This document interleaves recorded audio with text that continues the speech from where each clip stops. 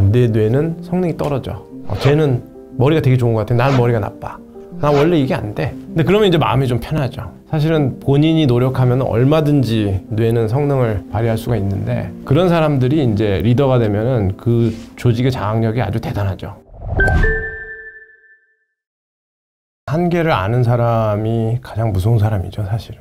자기의 한계를 아는 사람이 무모한 일을 안 하고 성공할 수 있는 딱 레인지 안에서 어떤 일을 가장 맥시멈으로 이피션트하게 하는 그런 사람들은 자기 한계를 너무나 잘 아는 사람이에요. 요즘에 아시안컵 그 말레이시아하고 우리나라하고 축구한 거 보면 그 말레이시아 감독이 우리나라 사람이잖아요.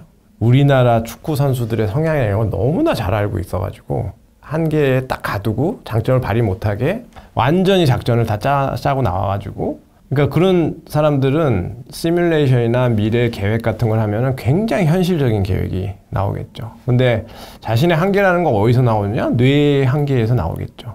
근데 자신의 뇌의 한계를 이제 사람들이 잘못 생각하는 게, 내 뇌는 성능이 떨어져. 쟤는 머리가 되게 좋은 것 같아. 나는 머리가 나빠.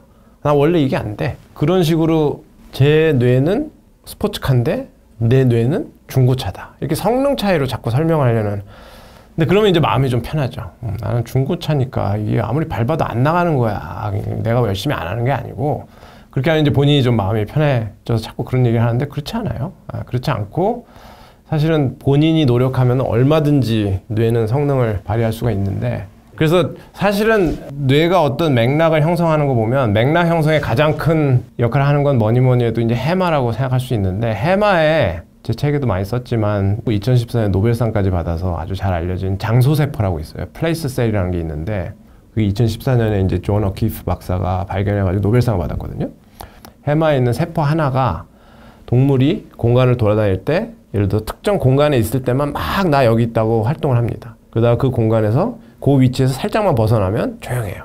다시 공간을 오면 막 활동하고. 장소세포라는 게 굉장히 여러 개가 있는데, 그러니까 어떤 세포는 공간에 여기서만 활동하고 다른 세포는 여기서만 활동하고 옆에, 그런 세포를 다 모으면 그 장소 전체가 다 코딩이 되는 거죠. 그걸 모으면 그게 이제 지도인 거예요. 근데 여기서 잘 생각해 보시면은, 그러면 해마가 요 공간, 요 네모난 예를 들어서 공간을 완벽하게 담으려면은, 지도를 만들려면은 어떻게 해야 되겠어요? 돌아다녀야 됩니다, 다. 김정호가 대동여지도 만들 때 막 전국 곳곳을 다니면서 그렸듯이 돌아다니지 않고는 정교한 지도가 나올 수가 없어요. 그게 아까 뭐 전문가가 경험을 많이 해야 모델이 정교해진다고 그랬는데, 그냥 이렇게 쓱 보고 저기 뭐 대충 저렇게 생겼구나 이렇게 하면 지도를 만들 수도 있지 않나요? 그런데 그런 지도는 정교하지가 못하죠. 근데 지금 와서 이제 사람들이 발견하고 있는 거는 해마가 공간에 대한 맵, 지도만 형성하는 게 아니고, 예를 들어서 아까 말했던 이제 소셜 맵 같은 거, 그러니까 사람과 사람과의 사이의 관계도 그렇게 지도의 형태로 만들 수가 있거든요. 여러분이 쉽게 아는 소셜 맵은 가계도 같은 거 있잖아요. 누구하고 결혼해서 누구 아들이 나왔고 뭐 누구 딸이 나왔고 그 다음에 거기서 어떻게 돼서, 이게 다 관계의 어떤 맵이잖아요. 맵을 가지고 있으면 뭘 할 수 있냐면 관계를 얼마나 가까운지 뭔지를 알 수가 있어요. 공간적으로도 여기서 광화문 가는 게 빠르냐 아니면 여기서 뭐 춘천을 가는 게 빠르냐 이런 거를 맵이 있으면 할 수 있거든요. 자기 머릿속에. 사회적 공간도 마찬가지예요. 내가 이게 지금 일을 해야 되는데 쟤랑 하지 말자. 쟤는 말이 안 통해. 얘랑 하자. 뭐. 그래가지고 자기가 사회적 공간 안에서 누구랑 어떤 일을 할지, 또 누구랑 놀지, 뭐 할지, 미팅할 때는 누구한테 어떤 일을 줄지를 그 맵을 가지고 하거든요. 근데 아까 공간의 지도는 모든 곳을 돌아다녀 봐야 만들 수 있다고 그랬잖아요. 마찬가지 똑같아요, 이것도. 사회적인 맵도 모든 사람과 인터랙션을 아주 진하게 해봐야 완벽한 맵이 나오고, 그런 사람들이 이제 리더가 되면은 그 조직의 장악력이 아주 대단하죠. 왜냐하면 딱 그 사람에게 맞는 일만 주고 그 사람에게 요구하는 것만 딱 그 레벨에 맞는 것만 하고, 적재적소에 뭐 아까 아시안컵 얘기했지만 감독도 정말 잘하는 사람들, 막 히딩크 감독 이런 사람들은 어떤 사람의 특징을 딱 100% 활용해가지고 그 사람이 할 수 있는 것만 잘하면 팀 전체가 완벽하게 꽃이 피는 그런 포메이션이나 이런 거 작전을 아주 잘 짜는 그런 사람들처럼 그 맵이 이제 머릿속에 있겠죠. 히딩크 같은 사람도 머릿속에 박지성은 엄청나게 잘 뛰니까 뭐 여기다 놓고 어디다 놓고, 그것도 경험을 해봐야 알 수 있잖아요. 구글 딥마인드의 데미스 하사비스 같은 사람도 해마 연구를 해가지고 박사학위를 받았는데, 그 사람이 한 연구 중에 유명한 게 기억상실증 환자, 그러니까 해마를 다쳐가지고 그 해마 관련된 기억을 못하는, 학습을 못하는 환자들을 데리고 실험을 한 게 있는데 그 사람들은 이제 상상을 못해요. 어디 가서 뭐 오늘 광화문에 가가지고 뭐 이순신 동상 옆에서 뭘 할지 한번 상상해 보세요. 그러면 분명히 거기 옛날에 갔었는데 그 이후로 해마를 손상을 당하면 상상을 못해.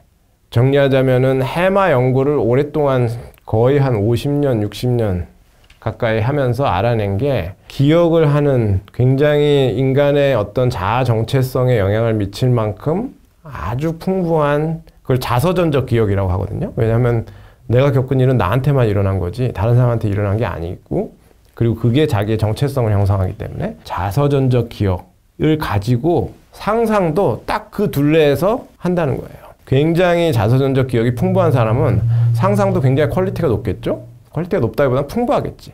풍부하고 여러 가지 상상을 할 수 있고 그래서 상상의 범위는 기억의 범위에 의해서 한정된다는 게 지금의 뇌과학에서 알 수 있는 바고 그래서 과거에 경험이 없는 사람한테 별로 없는 사람한테 상상력을 좀 발휘해서 이걸 하란 말이야 이러면 아니 경험이 없는데 어떻게 상상력을 발휘하냐 뭐 해봐 이렇게 뭐 무대뽀로 얘기할 게 아니거든요. 그래서 역사학자나 뭐 역사에 대해서 강조하는 사람들도 중고등학교 때 선생님들 중에 역사를 알아야 된다. 그래야 미래가 보인다. 뭐 이런 말도 그때는 저게 뭔 소리지? 근데 그게 아주 뇌과학적으로 아주 맞는 말이에요. 그러니까 경험적으로 아는 게 많아요. 어떤 맥락, 상황 이런 거에 대해서 아는 게 많아야 사실은 예측, 상상 다 똑같은 말이거든요. 그리고 뭐 일에 대한 대처, 어떤 일이 벌어질지 보고 미리 대처하는 거. 그래서 뭐 회사에도 보면은 그 베테랑이라고 하는 사람들은 정말 산전수전 다 겪은 사람들. 예를 들어서 뭐 월남전, 이라크전, 참전 용사 이런 사람들은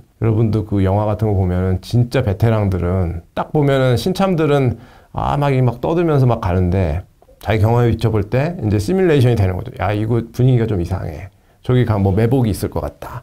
남의 눈에 보이지 않는 어떤 예측 같은 게 가능하잖아요. 그러니까 그런 거 생각하면 정말 미래를 내다보고 싶고 멀리 내다보고 싶고 그 다음에 자기가 틀리지 않은 어떤 길을 설계하고 싶고 이러면 경험을 풍부하게 하는 수밖에 없어요. 그 미래 서적만 계속 읽는 분이 있는데 그럴 시간에 경험을 다른 나라도 가보고 뭐 여러 가지 경험을 젊었을 때 특히 어렸을 때 젊었을 때 많이 하면은 제 생각에는 미래는 그냥 저절로 예측이 되는 게 아닌가 그렇게 생각합니다. 예.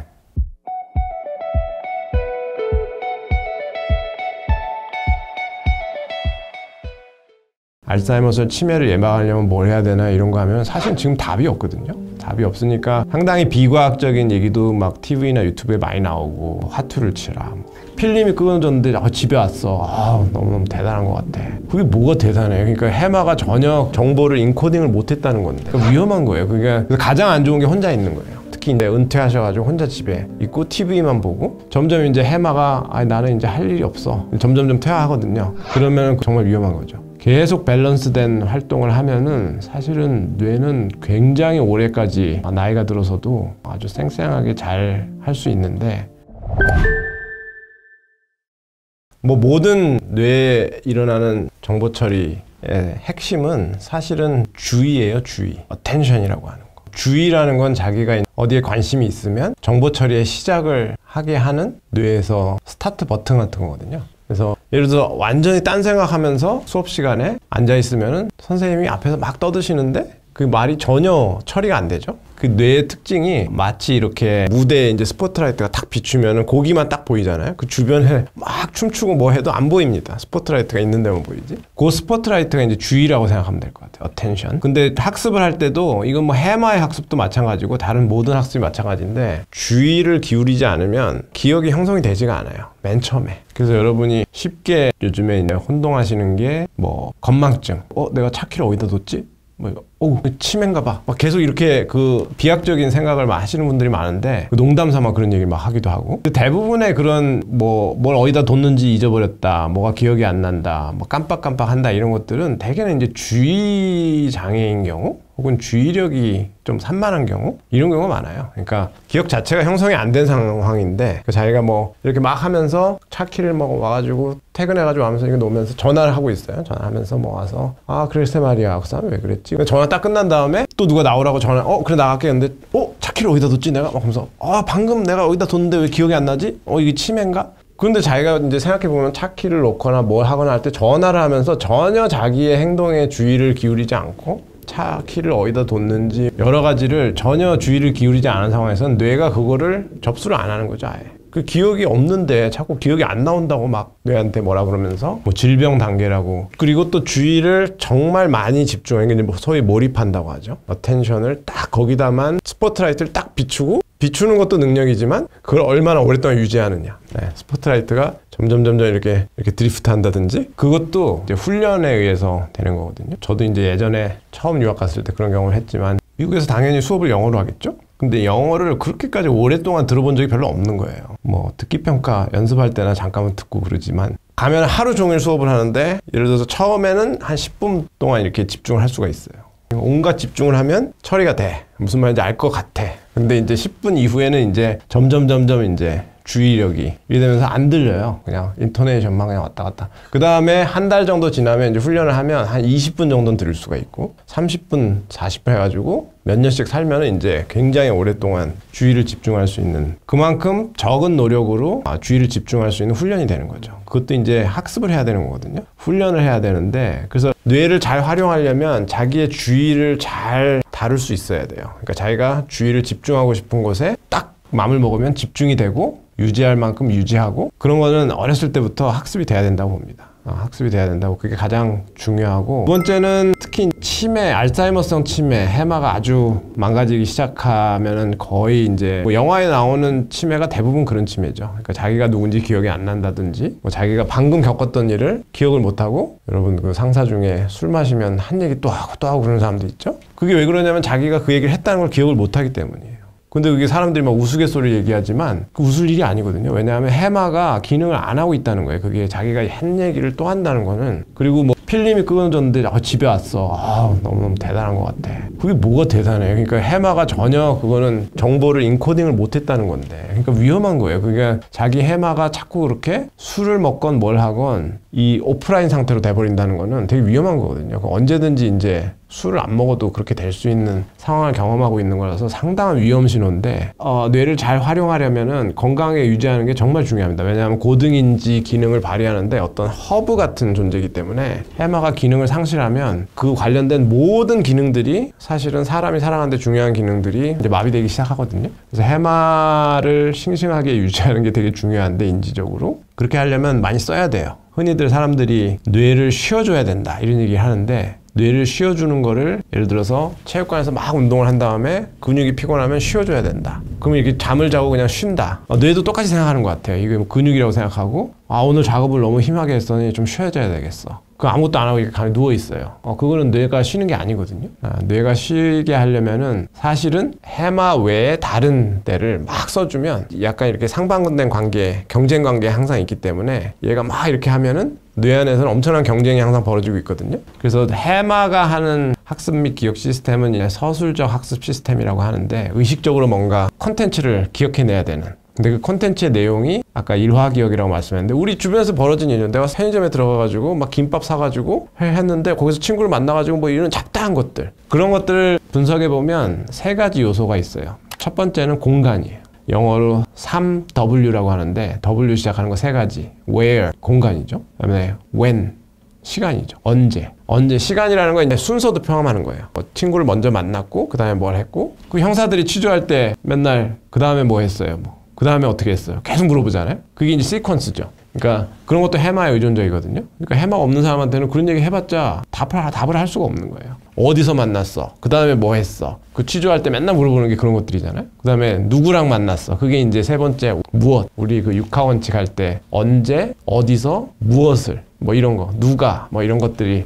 근데 그런 디테일이 해마는 그 맵 형태로 저장하고 있기 때문에 하나만 끄집어내도 나머지는 이렇게 막 줄줄이 같이 따라옵니다. 그러니까 사람들이 그때 그 사람 누구였지? 막 이렇게 생각이 안 날 때 그때 왜 거기 쇼핑몰에 가가지고 우리 막 지나가다가 만난 공간을 이렇게 딱 정보를 주면 맞아 그래가지고 그 사람이 만나가지고 뭐 어떻게 쭉 나오거든요. 그러니까 그런 디테일 그 해마가 다루는 기억의 디테일을 자꾸 끄집어내는 훈련을 해야 돼요. 훈련을 하고, 그게 아마 몸 생각하시는 분들 그 짐에 가가지고 매일 조금씩이라도 막 러닝머신도 하고 이 심폐운동하고 유산소 운동하고 그런 거하고 거의 똑같은 건데, 옛날에는 특히 이제 시골에 사시는 분들은 맨날 그 사람들 만나면은 서로가 개인사에 대해서 상당히 관심이 많으시죠. 그래서 뭐 누구네 뭐 아들은 결혼했대야? 뭐 그러면 뭐 어쩌냐 막 서로 막 이제 그런 것들을 막 저번에 만났는데 뭐 어쩌고 할 일이 있는데, 요즘에는 그런 개인적인 얘기를 할 일이 별로 없고, 그러니까 자기 경험의 디테일을 다시 시간이 지난 다음에 꺼내볼 일이 별로 없고, 근데 일기를 쓰는 사람들이 있는데 매일 일기를 쓰면 그런 걸 꺼내보죠.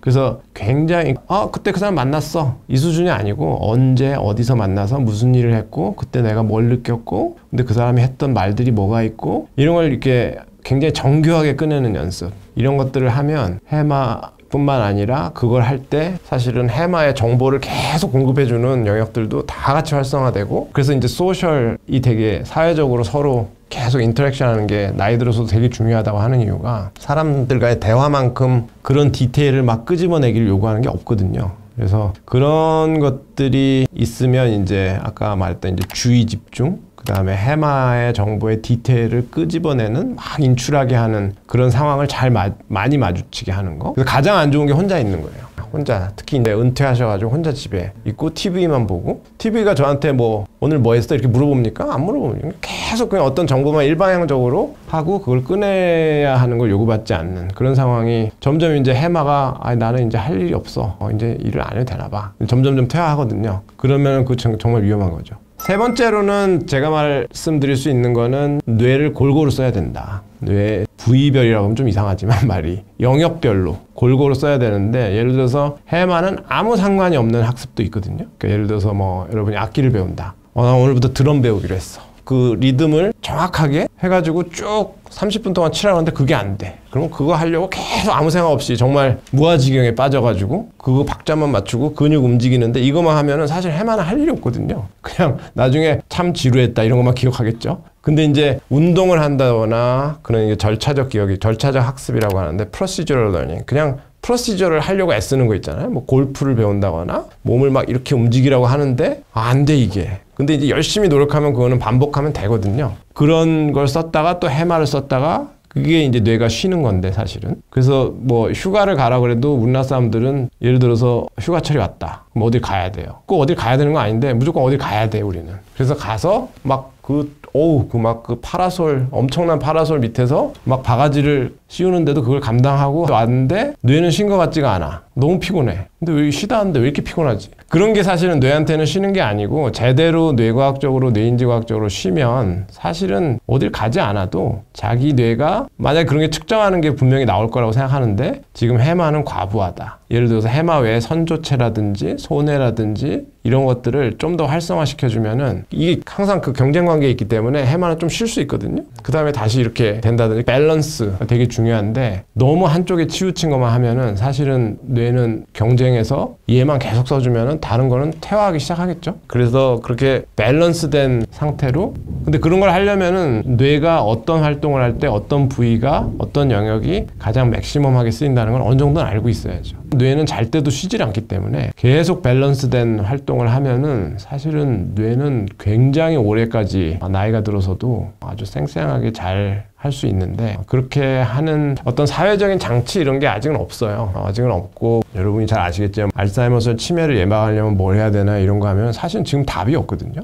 답이 없으니까 상당히 비과학적인 얘기도 막 TV나 유튜브에 많이 나오고, 뭐 화투를 치라. 화투를 치는 건 해마하고 사실 상관이 없는데, 화투 칠 때 저 사람이 날 속이려 했다는 것만 기억하겠지. 그죠? 화투 룰을 배우고 이러는 건 사실은 해마가 하는 건 아니거든요. 그러니까 뭔가 화투를 근데 치면은 뭐 소셜하게 사람들이 모여서 하고, 그러니까 이제 소셜 그런 건 되겠지만, 어쨌든 어떤 과학적인 어떤 가이드라인 같은 게 앞으로는 나오겠지만, 그 정도? 요약하자면 주의 집중을 하는 훈련을 하고 연습을 하고 학습을 하고, 그다음에 해마를 굉장히 디테일하게 사용하는 훈련을 하고, 또 해마 외에 다른 뇌 영역도 균형 잡힌 학습을 할 수 있게 자기가 레퍼토리를 가지고 있어야 돼, 생활에. 그 상상만 하는 사람들, 해마가 상상을 한다고 그랬잖아요. 작가들, 시나리오 작가들, 뭐 영화 감독, 그 다음에 뭐 미술가들, 예술가들 맨날 창작을 하잖아요. 크리에이티브 하라고 하는데 그걸 업으로 하면은 정말 피곤하거든요. 그 사람들은 다른 대체 수단을 가지고 있어야지, 안 그러면은 견딜 수가 없겠죠. 그리고 반대로 굉장히 루틴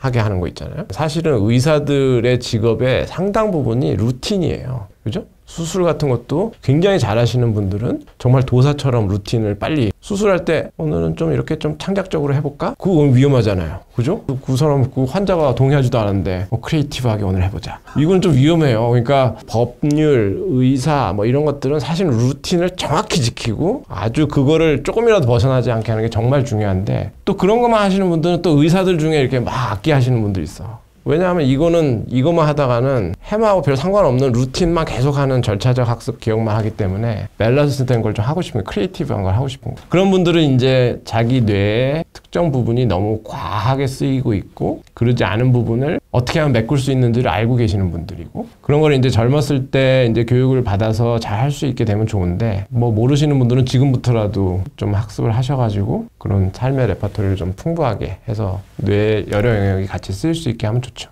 네.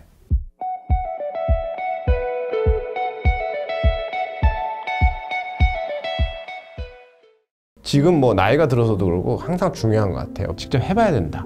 그러면 오늘부터 다 짐을 싸고 세계 여행을 다녀야 되나요? 그럴 수가 없죠. 회사에서 일을 해야 되고 뭐 다 그런데 영화를 본다든지 책을 본다든지 그런 것도 다 경험인데 그러면 오늘부터 유튜브 영화 채널을 보면 되나요? 본질적인 문제를 간과하는 것 같아요. 지금의 인공지능의 문제가 그거거든요. 걔는 맨날 판별만 해. 개, 고양이, 웃는 얼굴. 근데 액션을 할 수가 없어요. 바디가 없으니까. 액션이 거기에 같이 붙지 않으면 그런 건 다 날아가요. 결국에는 뭔가 많이 잡다하게 봤다는 느낌만 있지 뇌하고는 아주 큰 차이가 있는데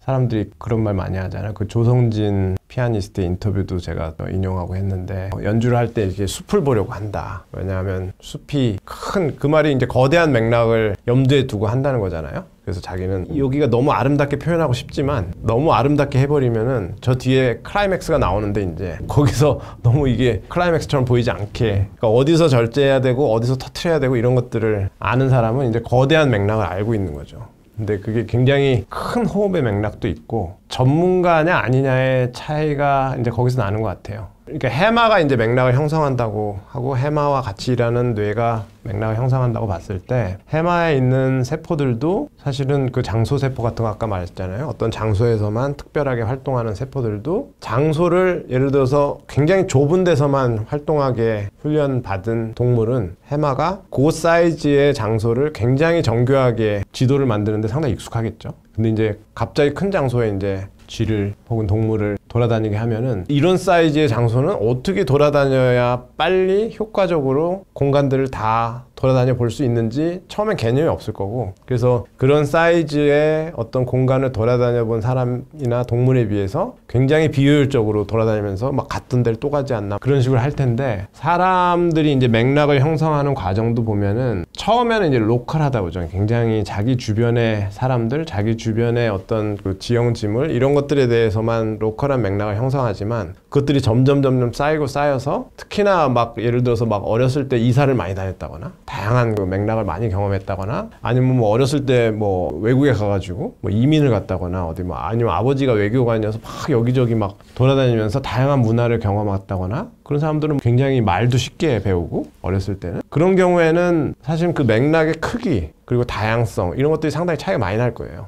굉장히 거대한 맥락에서 볼 때는 아까 조성진 피아니스트가 얘기했던 것처럼 거대한 맥락에서 볼 때는 그런 분들이 늘 하는 말이 야 거긴 어떠냐 이렇게 물어보면 프랑스에 살아본 적이 없는 사람 야 프랑스는 어떠냐 옛날에 너 거기서 뭐 10년 동안 살았다며 근데 여기저기 많이 다녀본 사람들이 하는 말은 다 똑같아요. 사람 사는 데는 다 똑같아.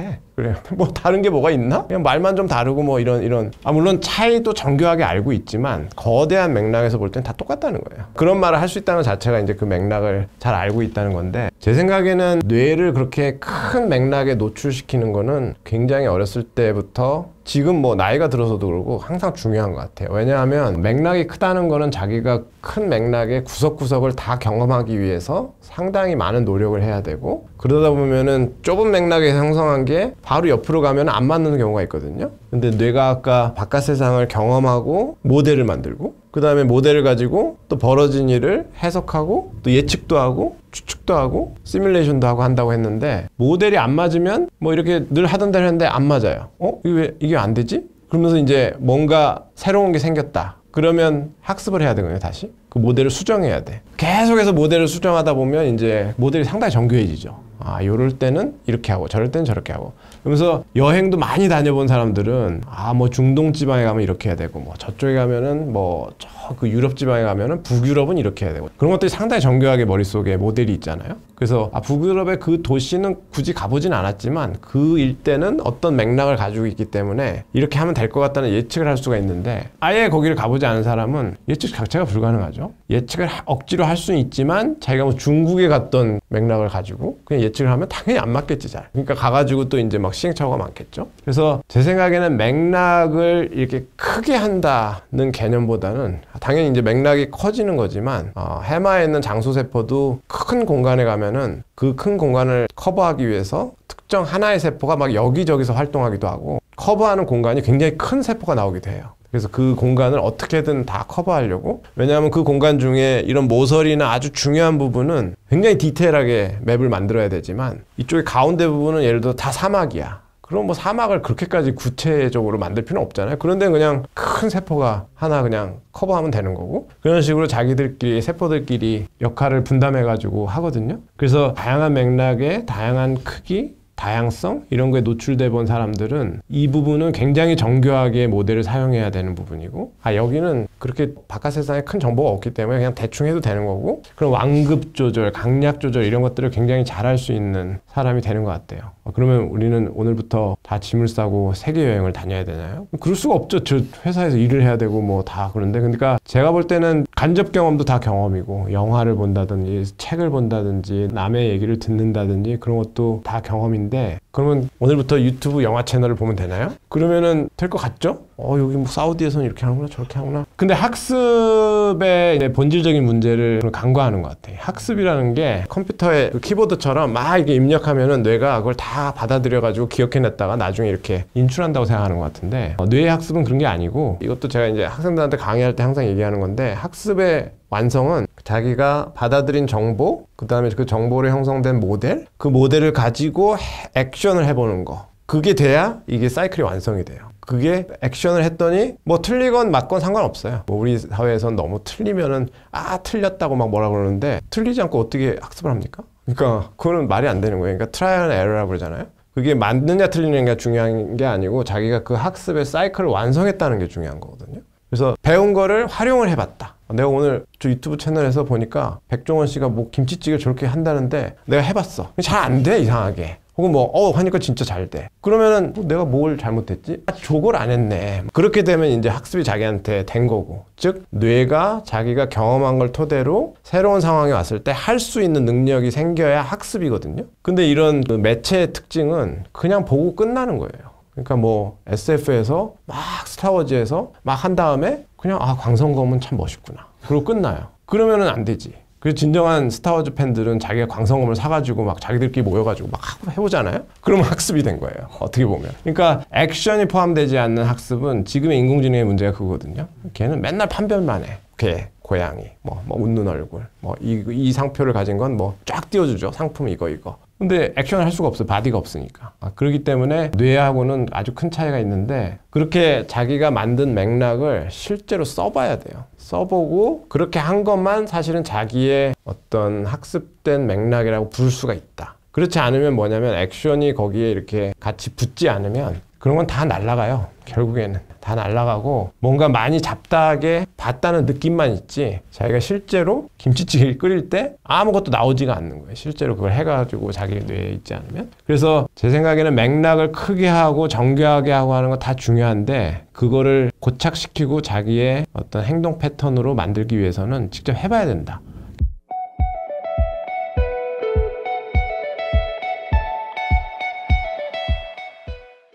김연아 선수하고 아사다 마오는 멘탈 차이가 있다. 그 멘탈이라는 게 사실은 좀 비과학적인 얘기죠. 멘탈이 차이가 있다기보다는 자기가 그 상황에서 뇌를 컨트롤할 수 있는 능력, 그게 되게 중요한 거거든요. 결국에는 사람의 뇌가 앞으로 인공지능보다 더 쓸모있는 장면은 애매한 걸 해야 되는 순간밖에 없어요. 지금의 인공지능은 애매한 걸 다루는 능력은 정말 떨어지기 때문에 사람의 뇌는 애매한 거를 다루는데 특화되게 될 거예요.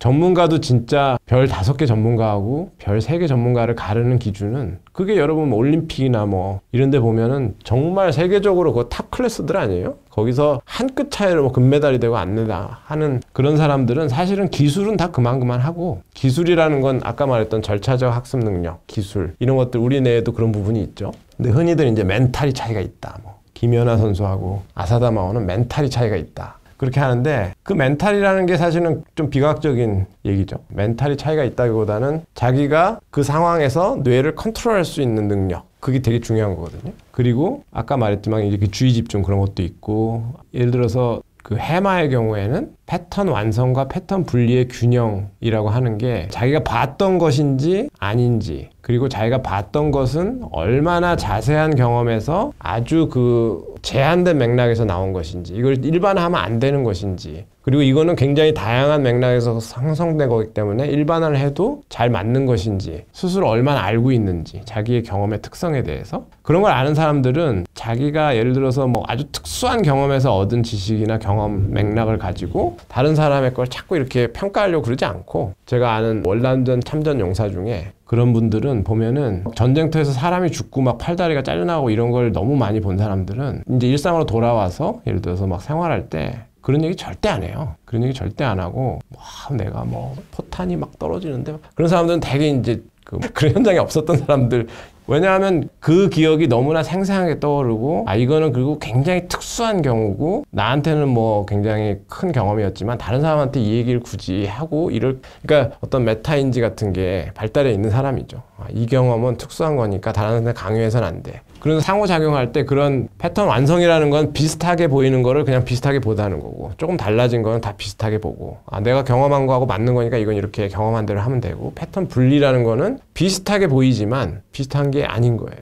근데 이제 사람들이 혼동하는 것 중에 하나가 A와 B가 아주 다른데, 원래 아주 달라. 애매하지가 않아요. 누구에게도 달라. 그걸 다르다고 보는 건 패턴 분리라고 부르지 않거든요. 애매한 거를 아주 정확하게 가를 수 있는 게 이제 전문가와 비전문가, 혹은 굉장히 우수한 전문가와 그렇지 않은 전문가의 차이인데, 그 기준을 굉장히 정교하게 가지고 있는 사람이 되려면 그 애매한 케이스를 많이 다뤄봐야 되는데, 실제로 뭐 영화 같은 거 보면은 협상가, 인질 협상가 이런 사람들 보면은 굉장히 우수한 인질 협상가는 거기서 패턴 완성화, 이런 말을 할 때는 인질범이 이런 상태고, 뭐 저런 말을 할 때는 저런 상태고, 거기 진짜 조금만 잘못하면 이제 그 인질들이 죽는 상황이기 때문에 그런 패턴 완성과 패턴 분리, 아, 얘는 좀 말하는 게 다르다, 이거는 내가 250명에 대한 경험이 있지만 얘는 좀 다르게 다뤄야 된다는 걸 말할 수 있으면 그건 정말 전문가죠. 아니면 그냥 이건 내가 다 아는 거니까 계속 그 얘기만 해. 내가 뭐 250명을 했으니까 그냥 패턴 완성만 하겠다는 거. 자기는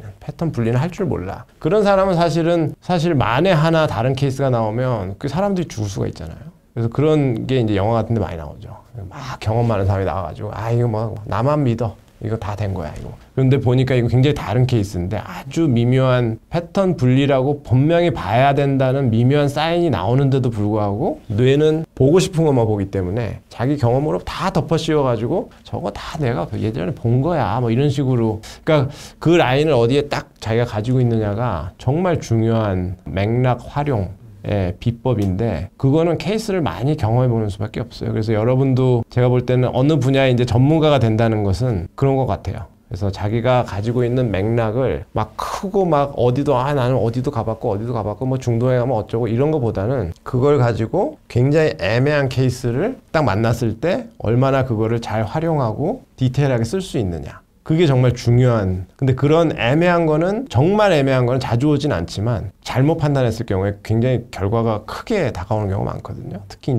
회사나 이런 데, 중역이나 이런 데 올라가면은 뭐 형사영화 이런 데도 많이 나오지만, 옛날에 봤던 케이스냐? 아니, 근데 이거 약간 수법이 좀 다르다, 이건 좀 다르게 봐야 된다, 그런 것들 사이에서 고민하는 그런 케이스들이 나오는데, 기업도 마찬가지죠. 지금 환경이 언제 그 IMF 때하고 비슷한 환경이냐? 그냥 비슷한 환경이라 보면 패턴 컴플리션하고 가는 거고, 애매하지만 이건 좀 다르다, 어떤 이유로. 정확히 가를 수 있으면은 그 사람은 그런 그 패턴 완성과 분리의 어떤 경계를 정확히 알고 있는 사람이고, 근데 여러분이 매일매일 살다 보면 그런 애매한 경우가 되게 많아요. 그럴 때 자기의 그런 패턴 완성 분리 이런 이 경계선을 자꾸 셋하려고 어딘가에 놓으려고 애를 쓰고, 아 이렇게 했더니 틀리는구나, 이렇게 맞는구나, 그렇게 자꾸 이렇게 경험적으로 학습을 하면은 결국에는 사람의 뇌가 앞으로 인공지능보다 더 쓸모 있는 장면은 애매한 걸 해야 되는 순간밖에 없어요.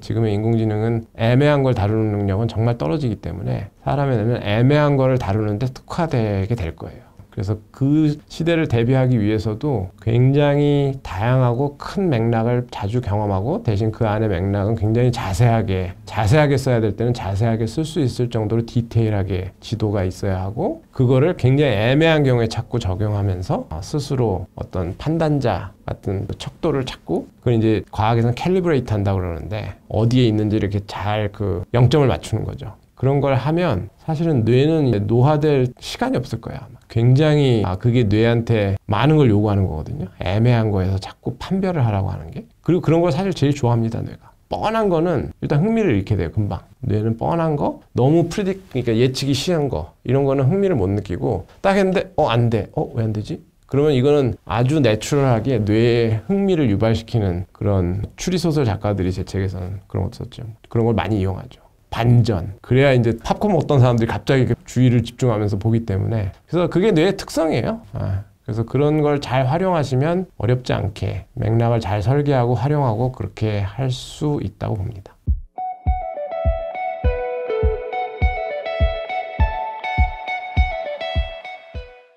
기억이 진화의 생존에서 가장 중요한 이유는 앞니를 예측하게 만들기 때문이에요. 기억이 없는 사람은 앞니를 예측할 수가 없어요. 기억을 단순하게 소유하고 있는 사람은 아주 가까운 미래를 예측하죠. 기억에 대해서 굉장히 오랫동안 자기가 그렇게 셀프 리플렉션 하고, 과거 일에 대해서도 시뮬레이션을 해볼 수가 있잖아요. 굉장히 딥하게 그거를 셀프 리플렉션 했던 사람들은 미래를 내다보는 그 거리도 상당히 멀리 내다볼 수가 있거든요. 해마 같은 경우 히포캠퍼스라는 영역은 기억을 담당함과 동시에 상상하는 영역을 동시에 해요. 상상을 하거나 시뮬레이션을 하는 뇌의 어떤 네트워크는 기억을 담당하는 네트워크하고 똑같거든요. 그렇기 때문에 기억을 얼마나 소중하게 잘 정원처럼 가꾸느냐에 따라서 미래를 상상하는 퀄리티가 달라져요. 제 생각에는 잘하는 사람과 못하는 사람이 있는 것 같진 않아요.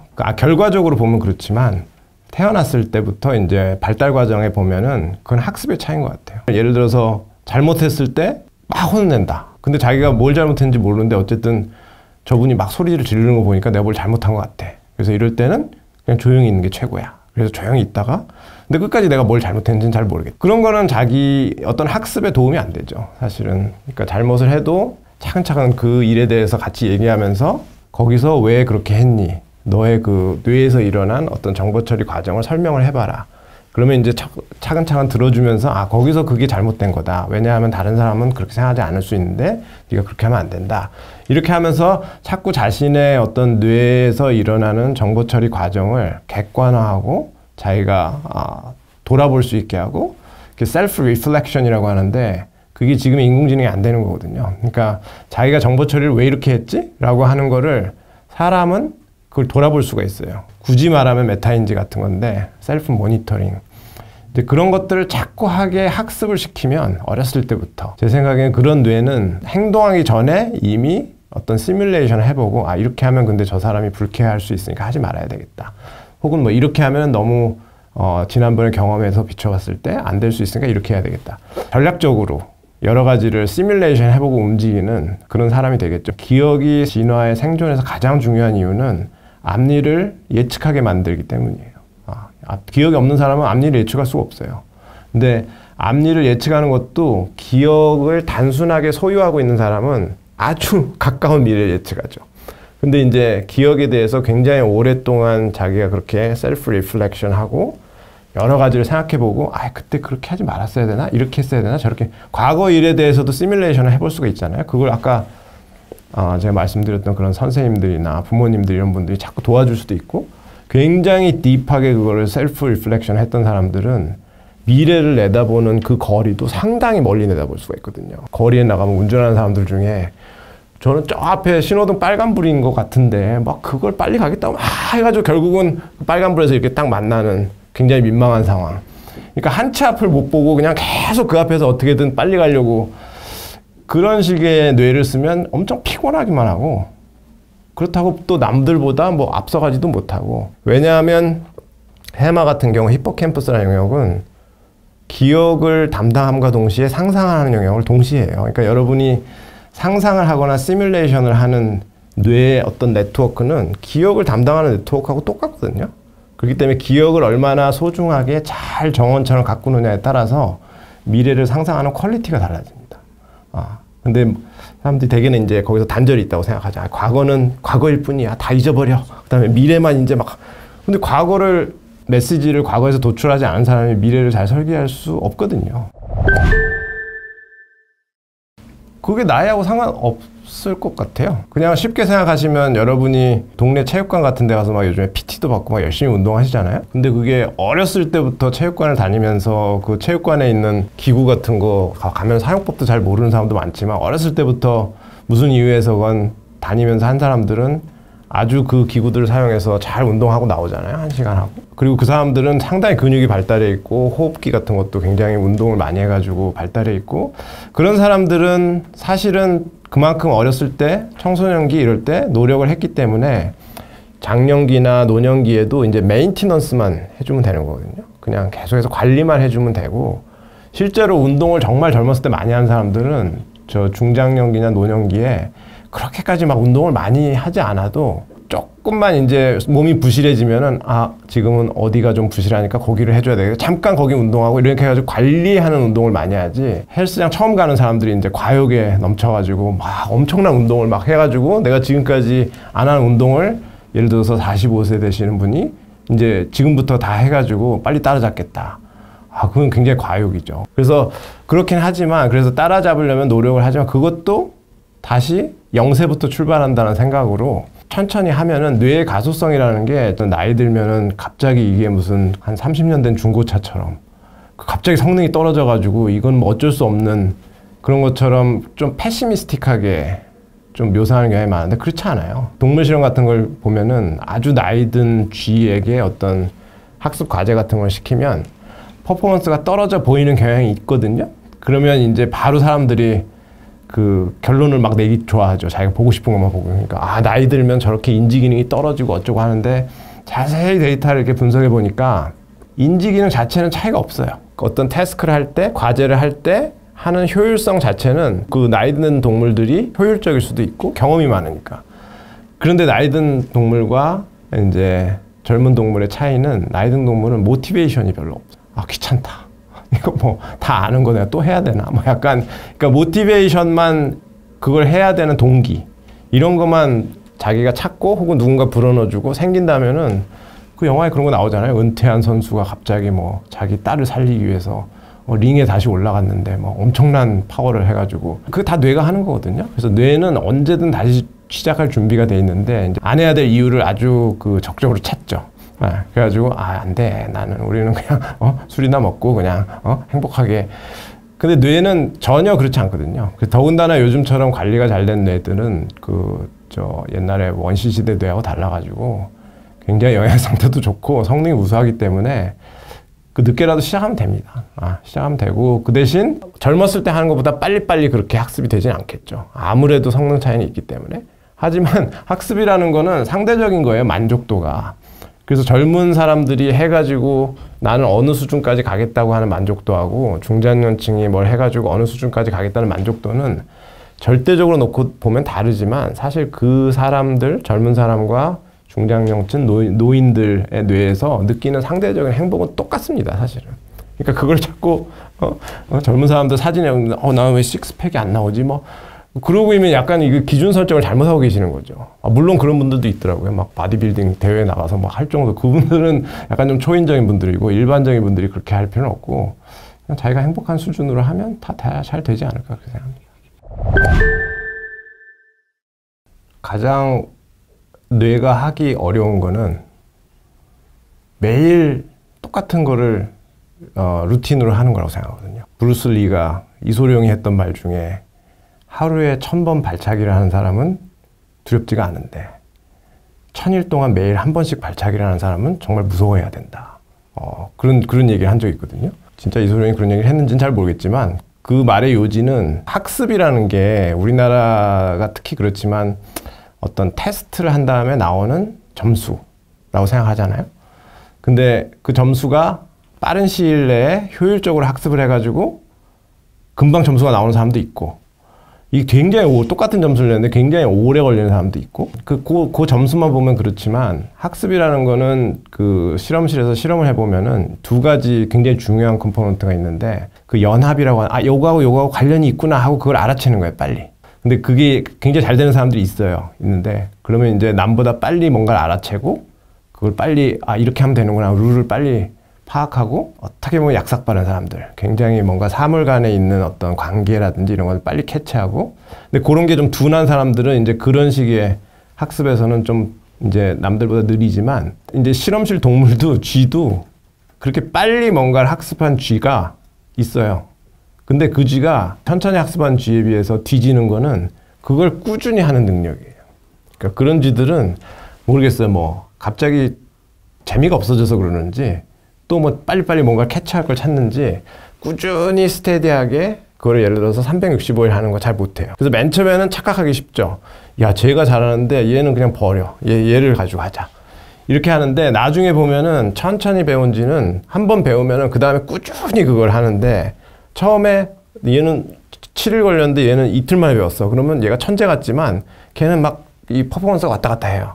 그리고 마지막에 지가 안 하고 싶으면 안 해버리고. 근데 우리가 예를 들어서 뭐 수능을 볼 때 수능을 10년 동안 보면서 얼마나 스테디하게 이게 컨스턴트하게 나오는지 이런 건 안 하잖아요. 제한적인 학습 능력만 측정하는 거거든요. 그래서 살아갈 때 중요한 건 루틴이거든요. 루틴이 받쳐준 다음에 거기서 뭐가 돼야지. 사람들이 제일 많이 하는 게 연초에 그 헬스장 끊어놓고 난 매일 간다 이제 말리지 마.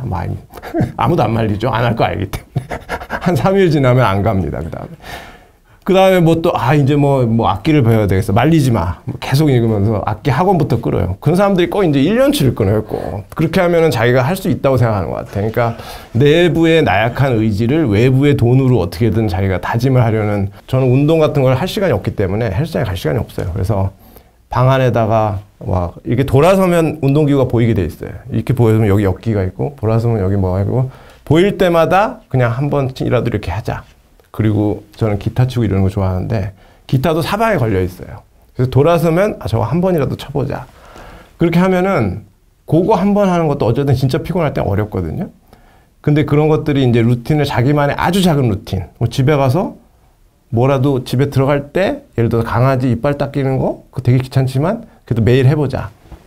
그렇게 루틴에 익숙해진 뇌가 되면 이소룡이 얘기했던 것처럼 사람이 달라집니다.